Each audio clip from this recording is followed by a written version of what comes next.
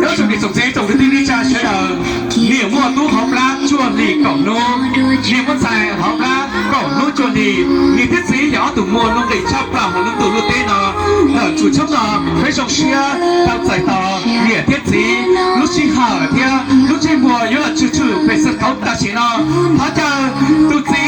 Ly giống hà Thiết tụ nìa Thảo tí kia Nhỏ tụ sư tụ lờ Nhiều tàu tụ tụ Ly chung Là chữ về sân khấu Hóa chờ với tụ dạy chùa Thảo Asia Thiết với tụ có chùa Vư thị bá Giờ tụ sư tụ lờ Nhiều tàu với tụ Câu nhá Thảo si trong câu chấp là Là chữ về sân khấu 首先我听到我的故里闪耀高，长路写定高娘的歌，闪耀高的等待的吟唱。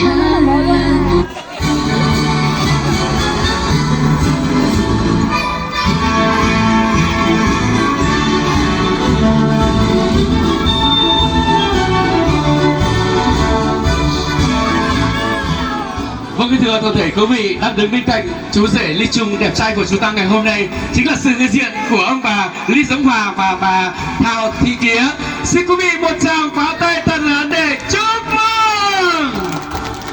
Vâng, kính thưa toàn thể quý vị đang đứng bên cạnh cô dâu Thảo Sinh xinh gái của chúng ta ngày hôm nay chính là sự hiện diện của quý ông bà ông Thảo Asia và bà Vư Thị Bá là thân sinh của cô dâu Thảo Sinh xinh đẹp. Xin quý vị một tràng pháo tay thật lớn để đón chào. Và hai người đẹp nhất, lộng lẫy nhất ngày hôm nay chính là chú rể Ly Trung cùng sánh vai với cô dâu Thảo Sinh. Hãy nắm chặt tay nhau tiến lên một bước và dành cho quý vị một cái cúi thật sâu thay lời cảm ơn. Nếu là trọng điểm trọng thí tổng cứ tin lên trà sẽ đờ Cô Thảo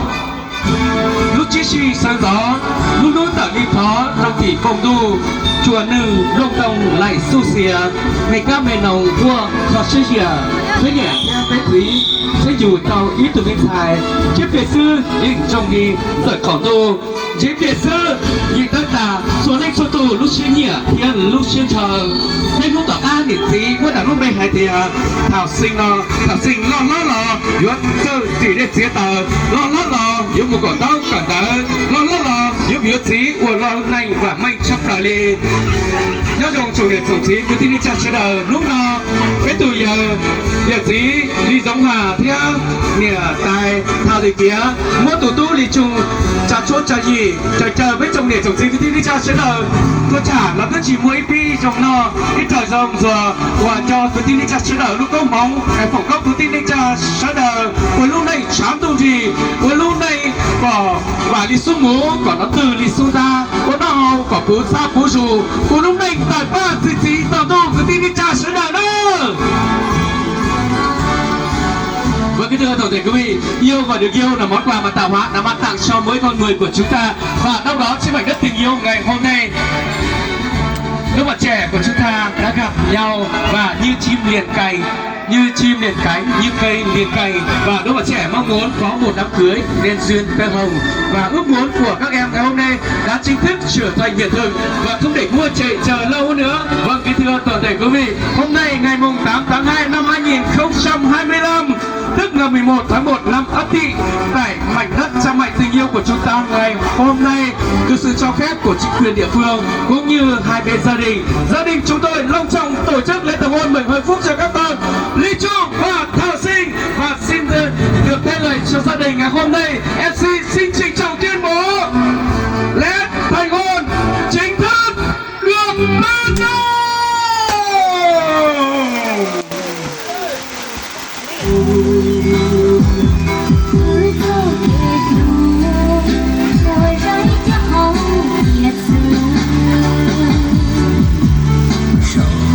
Mua lên từ một gió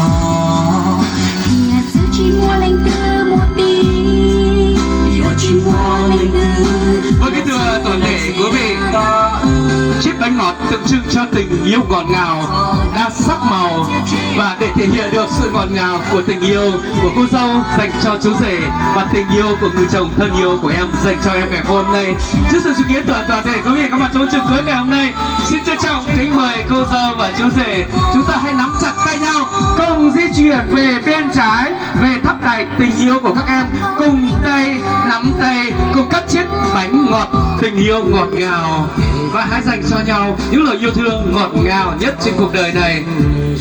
Xin mời cô dâu và chú rể chúng ta sẽ cùng nắm chặt tay nhau và cùng cắt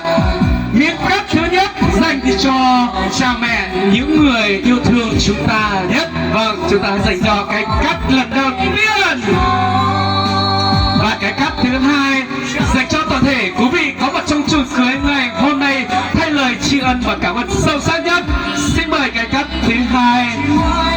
Và miếng cắt cuối cùng, miếng cắt thứ ba tượng trưng cho tình yêu cháy bỏng, hãy dành cho nhau sự ngọt ngào trong tình yêu. Vâng, xin mời cô dâu chú rể hãy cùng cắt miếng cắt thứ ba. Và chúng tôi tuyên bố từ giờ phút này chúng ta đã chính thức khai tiệc ngày hôm nay. Xin quý vị một tràng pháo tay thật lớn nào. Vâng, kính thưa toàn thể quý vị, tháp đài tình yêu của chúng tôi ngày hôm nay tượng trưng cho những cung đường của đôi vợ chồng trẻ sẽ đi qua trong tương lai, và đá khói tượng trưng cho xuân lũ của cuộc đời, và rượu vang tượng trưng cho tình yêu cháy bỏng, tình yêu màu hồng. Khi đã có tình yêu cháy bỏng và màu hồng thì chắc chắn các em sẽ nắm chặt tay nhau đi qua cuộc đời này, đi qua những khó khăn vất vả trong ngày trước mắt. Dù cái chết, dù khó khăn sẽ không bao giờ chia lìa được tình yêu nữa. Và để thể hiện được sức mạnh của tình yêu nó như thế nào, và trân trọng kính mời cô dâu chú rể chúng ta xem tiến đến thắp đài tình yêu của chúng ta ngày hôm nay. Hãy nhóm lên cho mình ngọn lửa tình yêu. Xin trân trọng kính mời.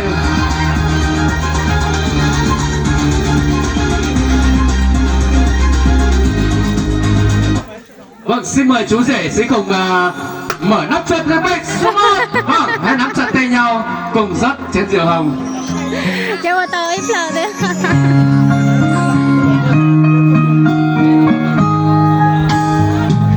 Từ đây hai trái tim vàng trong năm cũng đập nhịp nhàng bên nhau, có trầu không thể thiếu câu trong môi ấm ấm cho lòng anh say. Kính chúc cô dâu và chú rể của chúng ta trăm năm tình viên mãn, bắt đầu nghĩa phu thê.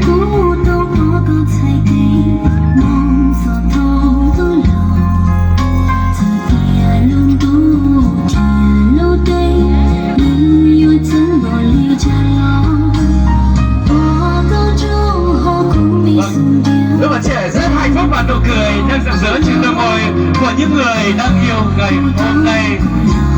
Xin trọng kính mời con dâu và chú rể chúng ta sẽ cùng mở nắp chai champagne tình yêu số 2, và chú rể sẽ rót vào 6 ly trước.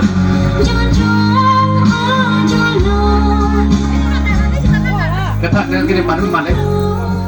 Vâng, chú rể sẽ cùng mở nắp chai champagne số 2 và sóc thật mạnh lên, khỏe lên giống như đêm đầu tiên em ngủ với vợ xem có sức không?